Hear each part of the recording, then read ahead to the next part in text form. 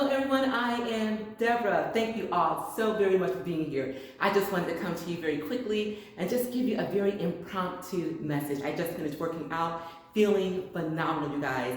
And it came over me just how thankful I am to be in the season that I am in. For those of you that don't know, I turned 60 years old this year. And I am so truly thankful for not only that particular milestone in my life, but also being able to get up in the morning, sound mind, strong body, no pains, no aches. And one of the things that I attribute all that to is foremost and forefront is my relationship with God. Also having a really positive mindset, being very intentional as far as disconnecting myself from drama, you guys. Well, if you have an acting gig for me and a dramatic role, call me. Then I'm all in, but it's got to be a paying gig. So that's another thing, you guys. Laughter, smiling, having a light heart.